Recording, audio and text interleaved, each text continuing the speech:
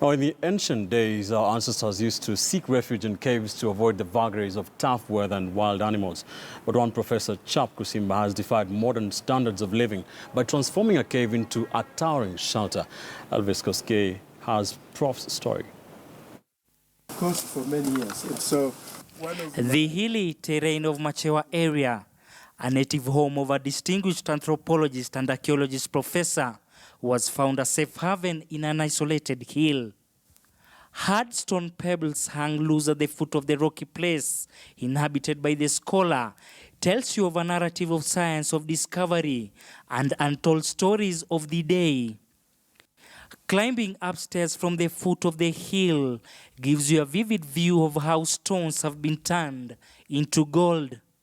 The professor created an earthwork mound on the lip of the cliff and then fortified the exterior walls with elaborate dry stonework. the best temperature in which you can get the best sleep is 65 degrees Celsius.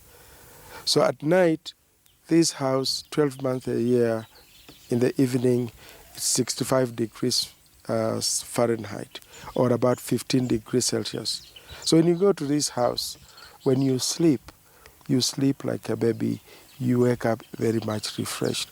It doesn't matter whether it's in February, the hottest month of the year, or it's in May, or June, the coldest month of the year. It's constant.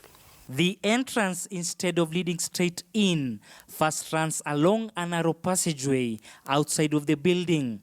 And I think that if we Kenyans, no matter how many we are, can develop ways of feeding ourselves and sustaining our economy without having to borrow so much, I think that we will create the best nation on earth. Our climate is really good, but its time is up. We are dealing with global warming.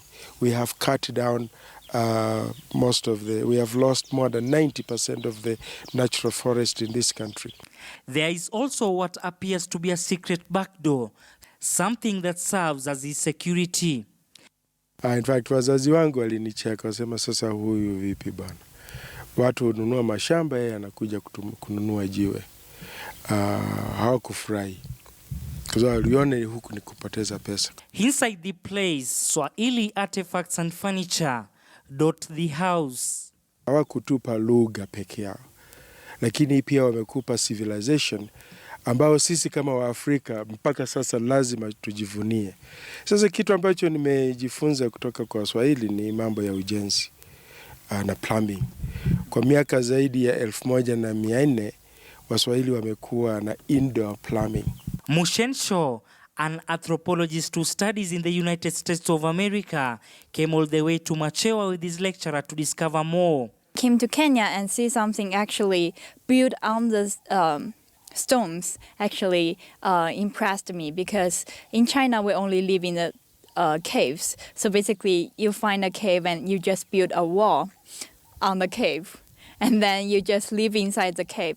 But here you actually build the house to part of the environment. Mushen compares Machewa area to China. In China, the pollution is very bad. Even before that, a lot of places, they already been, there's no trees, there's a lot of desert. Kusimba now wants historians and archaeologists to face up to the legacy of slavery before 19th century.